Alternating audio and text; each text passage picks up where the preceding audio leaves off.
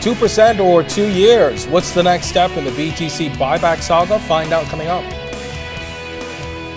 Also ahead, holding on to our heritage. The Prime Minister says Clifton is top priority. And in sports, the race is on for the top swimmer in the country. The National Report starts now. Now in HD.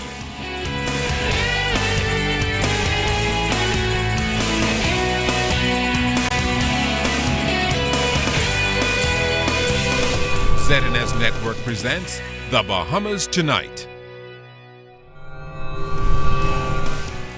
This segment of the news is brought to you by BTC, powered by Lime.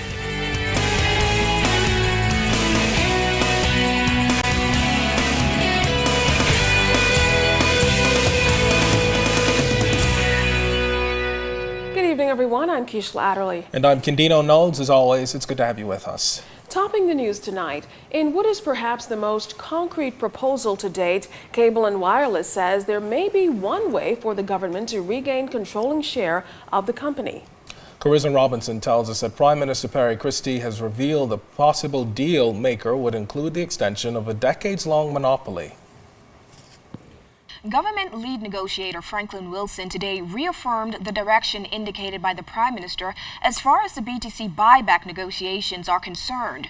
Prime Minister Perry Christie revealed yesterday that Cable and Wireless has requested an extension of its exclusivity for wireless service in return for 2% of shares, giving the government a 51% majority in the company. Prime Minister Christie was speaking at CIBC First Caribbean International Bank's infrastructure conference Thursday when he told reporters that anything is possible. Here's what the government lead negotiator had to say. The principle has reached a stage where the parties are saying, all right, fine, what may be tradable as a condition for what the government of the Bahamas seeks. It's tragic and sad. I want to repeat it again because I honestly believe that it's in the national interest of this country for the country to know just how badly this process of sale was administered. And I think a lot of people who were involved with it owe the country deep apologies. When it comes to criticisms concerning progress of the negotiations, Mr. Wilson echoed the Prime Minister's concern that the deal must be done quickly, but he urged the public to be patient. President of the Bahamas Communications and Public Officers Union, Bernard Evans, has said that he's not pleased with the progress being made. We are pursuing that through means which balance various national interests. As important as that is, it's important that this be done with a decency and order, so as not to destroy confidence of the international investment community in the country, and so it must be done with a certain degree of decency and order. So the negotiations take more time than happens if you were just going with a gun to say, look, give me 2% and take it or leave it, and so on and so forth. It still is incumbent upon us as negotiators, while we meet our public responsibility, to do so in a way which does not totally disarm us of any capacity to really negotiate. If you were to publicly disclose all of your cards, what are you negotiating with? You're giving the other man a tremendous advantage. So I appeal to the public to just have a degree of confidence and trust that we're doing the best we can.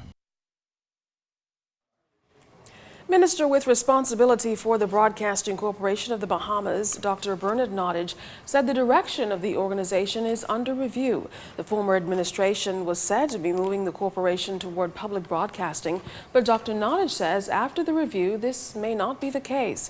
He noted that when the government took office last year, it met a staff that was decimated, and although persons had been retired, additional persons had to be brought in to handle the corporation's digital upgrade. He also spoke to the issues facing the organization and its agreement with Cable Bahamas.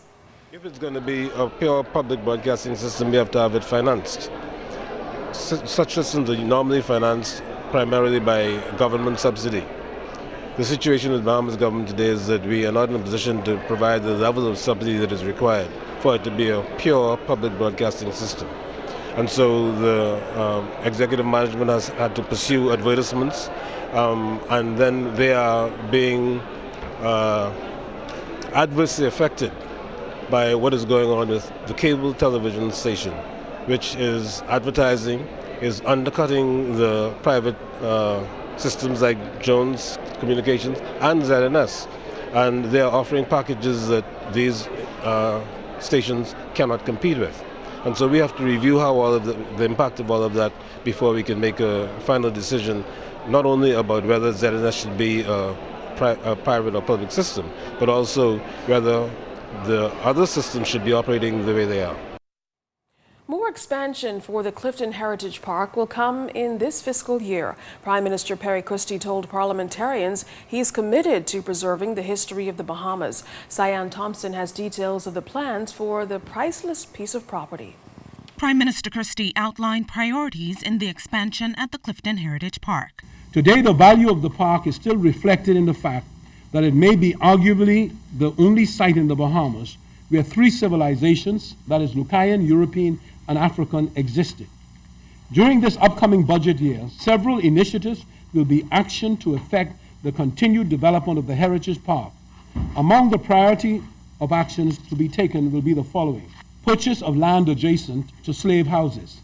This is considered to be necessary because of the location of the Great House and ancillary historic buildings on the site. Here's another plan to improve the site. Rerouting the existing road that runs along West Bay Street past the Jaws Beach entrance and continues towards the BEC power plant has become a necessary precautionary measure to disallow unwanted vehicular traffic through the park.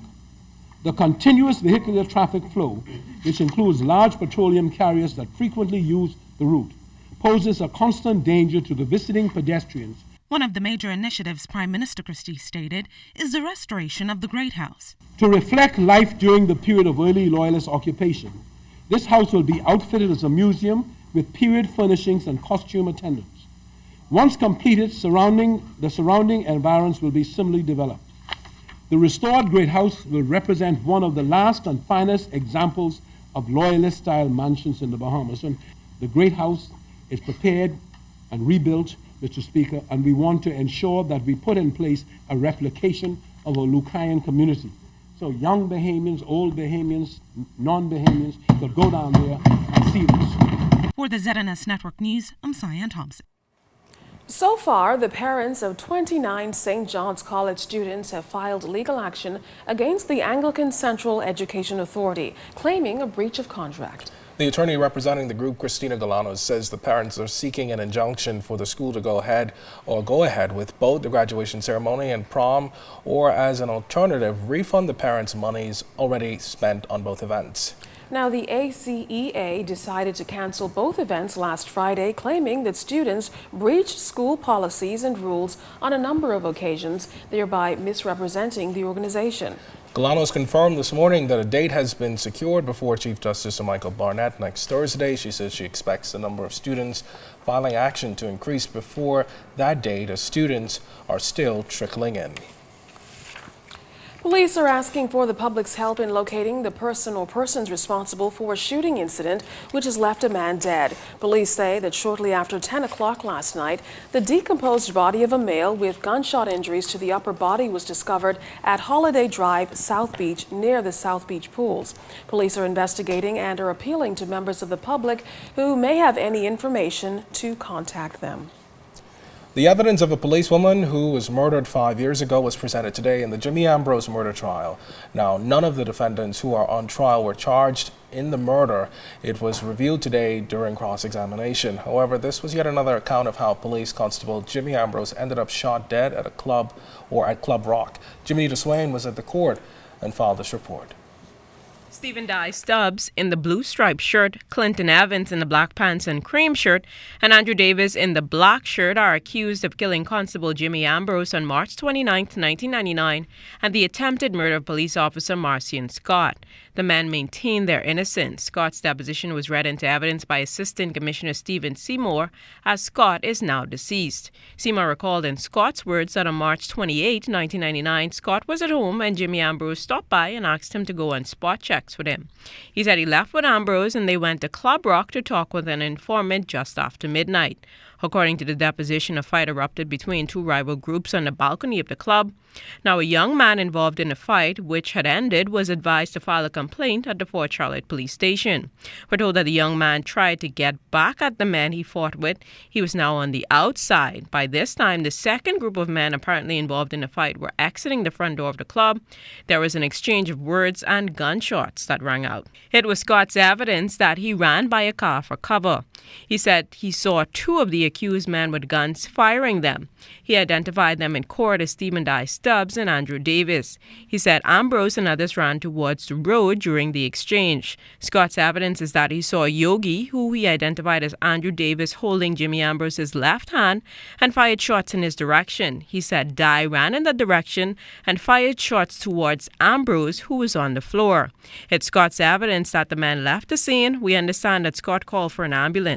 He said he nor Ambrose had firearms. The defendants at the time of the preliminary inquiry challenged Scott on his evidence. Testimony resumes on Monday at 11:30 a.m. Jiminita Swain, ZNS Network News.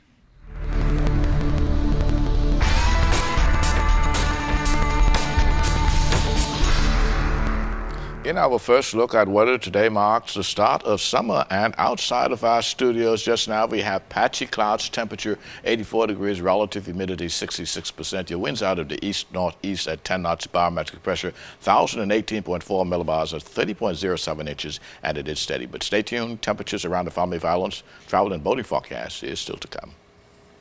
The Senate passed the country's 2013-2014 budget Thursday night. Leader of Government Business in the Senate, the Honorable Allison Maynard Gibson, told senators she was grateful for the high level of debate during the sessions. As she wrapped up, Gibson said the government is dedicated to improving the lives of Bahamians with each budget.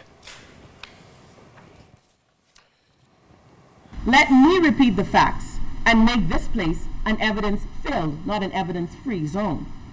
When you look at this budget, persons, Bahamians and everybody in our borders, and in this day of internet that's going all over the world, that this government, the Progressive Liberal Party, has an unflinching commitment to make sure that everybody understands our determination, Madam President. Earlier this week, Senator Cheryl Buzard said that based on the reform package presented, the government is preventing the country's debt from spiraling out of control. The fiscal measures the government is taking, she says, sets the climate for economic growth. She's encouraging the wider community to examine the budget based on the facts and not emotion. Let me repeat the facts and make this place an evidence-filled, not an evidence-free zone. When you look at this budget, there is reduced borrowing in the sum of $147 million. There is reduced recurrent expenditure by $83 million. Fact. There is a reduction of capital expenditure by $106 million. And there is a $123 million increase over this year's projected revenue. As the claim was made that good water is essential for health and nutrition, good fiscal responsibility and management is essential for the health of a nation and the growth of its people. Well, opposition Senator, the Honorable John Bostwick, in his contribution to the budget debate, said crime is not totally a political problem and that he would take any opportunity to join forces with the government to help combat crime. I must take the opportunity to join in Minister Bell's call for unity as regards how we address crime on a national level. I was incredibly pleased to hear him extend his hand to the opposition on more than one occasion during that address, and I will admit that he has caused me to soften certain comments that I had intended to make. I'm a firm believer in national unity, a firm believer that we as a people are facing any number of national crises that really does call for all hands on deck. Senator, the Honorable Tanisha Tynes said she's pleased that the 2013-2014 budget provides hope, especially for the people of Grand Bahama. Now can see the light at the end of the tunnel. This government has been working hard for the Bahamian people. By November, December of this year, over 1,000 new jobs and many indirect new jobs will be available for the people of Grand Bahama. Opposition Senator Heather Hunt is critical of the government's borrowing, which has reached $1 billion since the government came to office over a year ago. This, as she pointed out, that's more than the former administration borrowed during its entire 5-year term. She says while the government claims it's a debt inherited, governments are continuous, and it will be interesting to see what the F&M will inherit when it becomes the government in 2017. The Bible says that by their fruits you shall know them. And the fruits, Madam President, of the F&M borrowings can be seen and touched. These include the new roads and infrastructure, the straw market, the new critical care block, just to name a few. After a year in office, we have yet to see the fruits of the PLP's borrowings. People's mortgages are still in arrears with no mortgage relief in sight. We are nowhere near to the promised 10,000 jobs. BBC disconnections continue.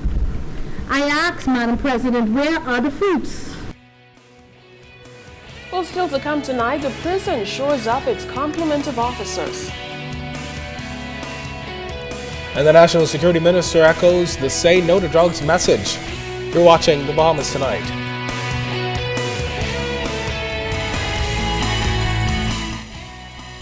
This portion of the news is brought to you by Shell Helix Ultra. Performance you can see.